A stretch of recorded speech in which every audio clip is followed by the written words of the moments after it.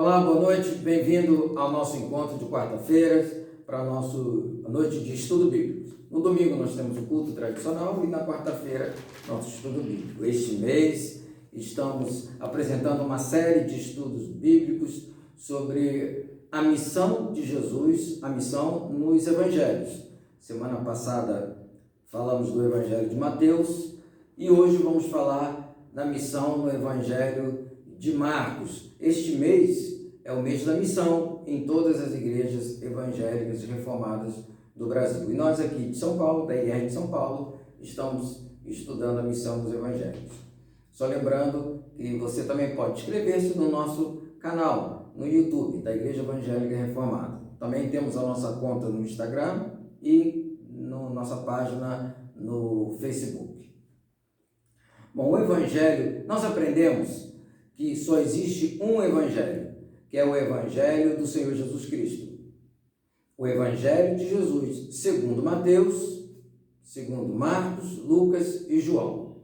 Os três primeiros evangelhos são chamados evangelhos sinóticos, porque têm a mesma visão, a mesma narrativa, né? Começa na Galileia e termina na Judéia.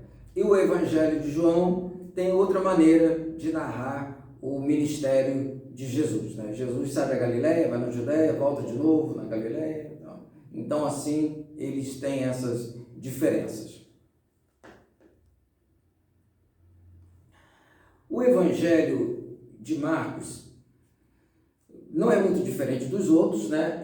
Todos os evangelhos, a intenção não é contar a vida de Jesus, mas o ministério de Jesus. Então, quem vai ler a Bíblia querendo saber da infância de Jesus, está faltando aqui, onde é que ele estava, por que tem isso, por que não tem? Não, a intenção dos evangelhos não é uma biografia, escrever uma biografia da vida de Jesus, mas narrar o ministério de Jesus, dar testemunho da sua encarnação, da sua morte e da sua ressurreição. Então, os evangelhos, eles seguem esse roteiro aqui. Tem uma pequena introdução, o de Marcos é uma pequena introdução, mas de Mateus, de Lucas, um pouco maior.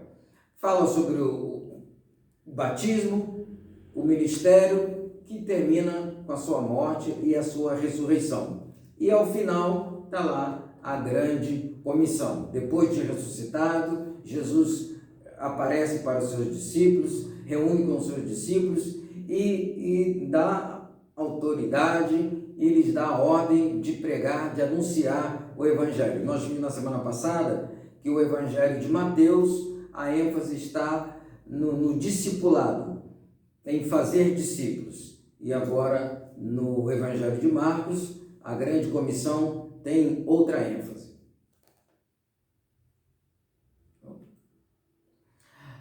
Os evangelhos sinóticos, eles têm três ênfases, né? E o Mateus apresenta Jesus como o rei dos judeus, o rei prometido. O evangelho de Marcos apresenta Jesus como servo de Deus. O de Lucas, o filho do homem, né? O homem perfeito. O evangelho de Marcos apresenta Jesus como servo.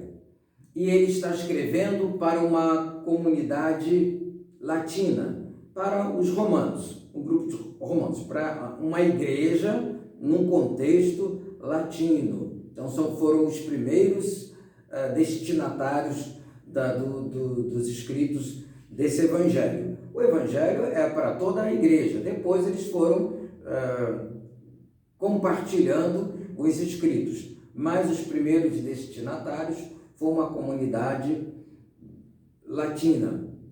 E os latinos, os romanos, davam muita ênfase ao trabalho, por isso que Jesus é apresentado como servo, aquele que está sempre trabalhando.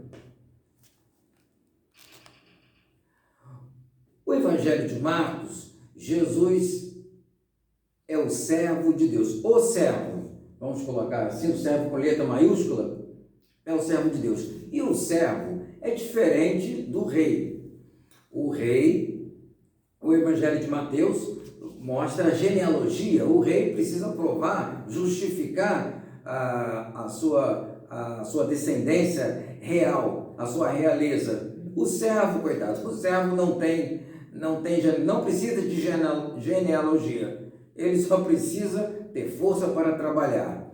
Então, Jesus, em todo o decorrer deste evangelho, apresentado como o servo de Deus, não tem genealogia, também não faz muitos discursos. O evangelho de Mateus tem lá 5 discursos,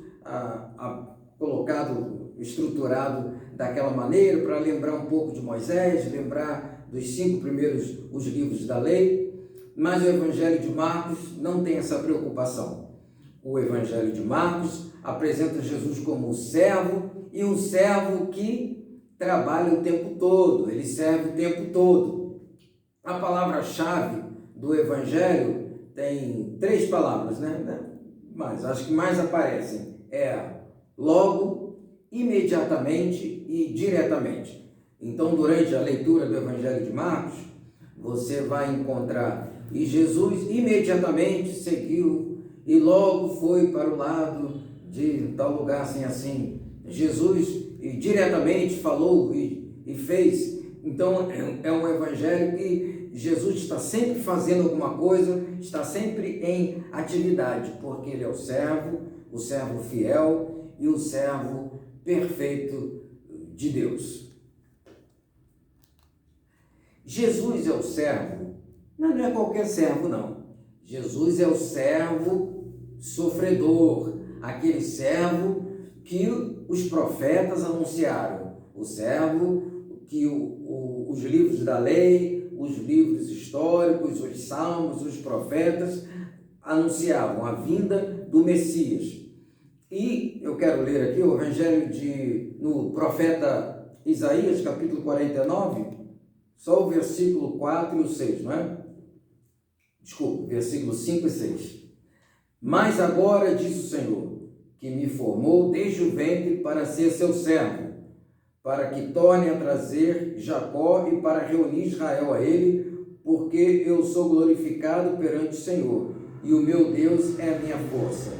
Sim, diz ele, pouco é o seres meu servo para restaurares as tribos de Jacó e tornares a trazer os remanescentes de Israel. Também te dei como luz para os gentios, para seres a minha salvação até as extremidades da terra. Jesus é servo de Deus, é o Salvador prometido, mas não é só para a nação de Israel. Jesus é o Salvador de todo mundo, de toda a terra. Por isso que tem que ser anunciado em toda a terra, fazer discípulos de todas as nações. Ide por todo mundo e pregai o evangelho a toda criatura, não só dentro dos termos de Israel. Jesus só viveu lá mesmo, naquela terra, mas o comissionamento, o mandamento, a tarefa missionária que ele deu para os seus discípulos, que ele deu para a igreja, foi para que o anúncio do evangelho fosse pregado em toda a terra, em todos os tempos. Já falamos da introdução, do batismo, da morte. Há um pouco, relembrando o mapa de Israel. Olha, pega aqui. O norte, a Galileia. Na região central, a Samaria. E na região sul, a Judéia. Jesus nasceu em Belém. A capital, Jerusalém, também está no sul, na Judéia. E Jesus se criou aqui na Galileia. E aqui no mar da Galileia, onde Jesus foi morar, na cidade de Cafarnaum. Então, precisa a gente entender isso, Jesus morava lá no norte, lá da Galileia, convivia lá com os moradores e das cidades vizinhas, lá em torno do mar da Galileia. Temos outro mapa também? Olha, não vai dar para enxergar muito bem, mas aqui é o mar da Galileia, e em torno, aqui esse pessoalzinho aqui, Jesus andando no mar, a pesca maravilhosa, Jesus acalma a tempestade, aí tem os milagres de Jesus, ressuscitou o filho da viúva de Naim, ele também foi transfigurado no Monte Tabor, Cesareia de Filipe, Corazim, Magdala, outro lugar aqui, Decápolis. Então, todos os acontecimentos que se deram em torno do Mar da Galileia, porque era lá que Jesus morava. E as pessoas iam na casa dele, iam seguindo Jesus. Algumas pessoas Jesus chamou especificamente, os discípulos, que depois se tornaram os apóstolos. Mas outros iam seguindo Jesus estrada fora. Temos outro mapa também, ali o nosso drone tirou uma foto lá, dos milagres de Jesus. De novo, aqui está o Mar da Galileia e os acontecimentos, né? É importante saber que não tinha ninguém com a prancheta e uma caneta, uma pena, um pedaço de carvão, anotando as coisas que aconteciam, que Jesus fazia, né? Olha lá, ele curou o leproso, anotou, né? Curou o cego, anotado. Não tinha ninguém escrevendo nada. As coisas iam acontecendo e elas iam sendo contadas de um para os outros. Por isso que a fama de Jesus, né, corria para todo o canto. Mesmo Jesus pedindo para algumas pessoas não contarem nada, mas eles não se aguentavam, falavam tudo mesmo, contavam para as pessoas. Os escritos só foram surgir depois de 20, 30 anos, que foram escrevendo. Os discípulos já estavam morrendo, né? Os primeiros, né, apóstolos, e eles mas foi surgindo a necessidade de ter algo escrito para ser passado para aquelas pessoas que não viram Jesus. Então, a comunidade que recebeu o Evangelho de Mateus eram pessoas que não viram Jesus, não conviveram com ele, mas estavam aprendendo dos seus apóstolos. Do Evangelho de Marcos, de Lucas, de João, a mesma coisa. Então, os acontecimentos se deram, é bom a gente entender, na leitura dos Evangelhos que nós vamos fazendo. Jesus está indo de um lugar, vai para outro, e assim, né? E depois ele vai, isso aqui é no norte, né? Na Galileia. Depois ele vai indo para o sul, tem lá as cidades do sul. A missão nos Evangelhos, nós também vimos semana passada, né? Tem ênfase, cada evangelho tem a sua ênfase. O Mateus está no discipulado, o Marcos é o pregar, o anunciar o evangelho, o Lucas está no testemunho e o de João no apacentar a igreja, apacentar os fiéis, apacentar o rebanho do Senhor. Então eles se completam.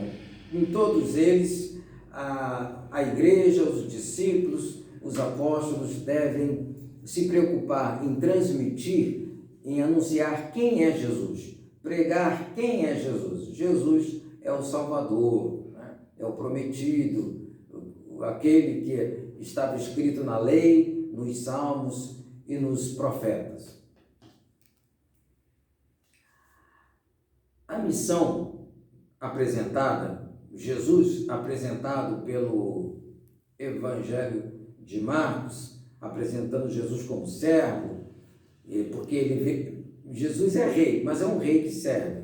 Um rei que quer servir, está muito bom. Agora um servo que quer ser rei, aí já fica mais difícil, né? Mas o Evangelho de Marcos apresenta Jesus, o servo, mas é um servo que tem autoridade, é um servo que tem poder sobre as forças da natureza, ele tem poder sobre as enfermidades, ele tem poder sobre o mal, sobre os demônios, sobre o diabo, ele tem poder sobre aquelas autoridades que viviam contestando, querendo prender, querendo matar o próprio Filho de Deus. Não é um servo qualquer, também não era um rei qualquer, tirano, mas é um rei bom, um rei servo, e um servo que tem autoridade, que cumpre cabalmente, fielmente a sua missão.